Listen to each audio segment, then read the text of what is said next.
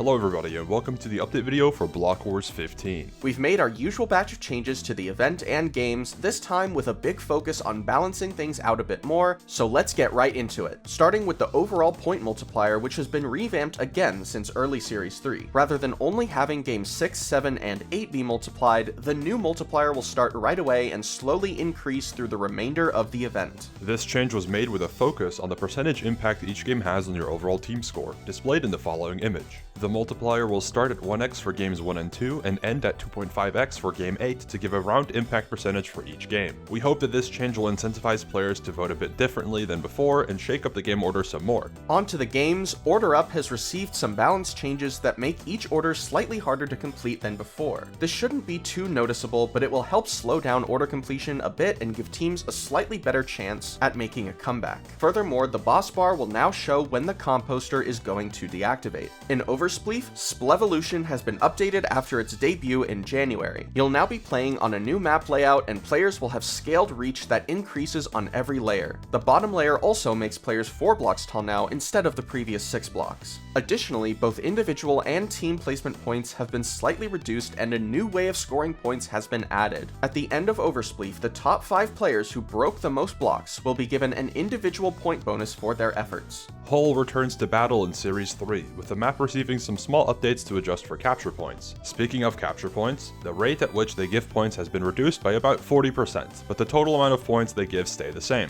Some kits have also received balancing changes to change up the meta. To name a few, Skeleton's bow no longer has power 1, Fairy has been slightly overhauled, and the Lumberjack kit now has chainmail armor instead of leather. You can find all the changes and info on kits in full detail on our website. In Party, Photon has received some map updates to add more cover to player respawn points. Aside from Photon, Splat is back in rotation for this event with Heist on the bench. Race is back for Block Wars 15, but as per request from some of our players, we won't reveal what map we'll be playing on. All we can say is that it's one you've played before. Additionally, Tridents, launch pads, and jump pads received a slight update, which will apply to games like Race, Trailblazers, and more. When using a Trident, players will no longer be able to charge their Trident before entering water. As for launch pads and jump pads, some slight changes have been made to make them work more smoothly for players of all ping levels. Shockwave now has smoke bombs added to the Defender side spawn, which can be picked up by any player at any time. We hope to see smoke bombs help defenders stop attackers from pushing or help defenders retake a site. Additionally, lighting has been increased throughout the map. Blitz Hunt and Trailblazers are in rotation again, with a new room being added to Blitz Hunt and Trailblazers receiving some level tweaks and point changes to time trials, which means that benched for this event are Tomb Titans and Extraction, because we are adding a new game to the Block Wars lineup. Welcome to Lunge, a new PvP game where every player on the team has to work together to score goals and defend their base from being scored against. Rather than giving you the full explanation in this video, we've made a separate video for you all that explains the game in much more detail.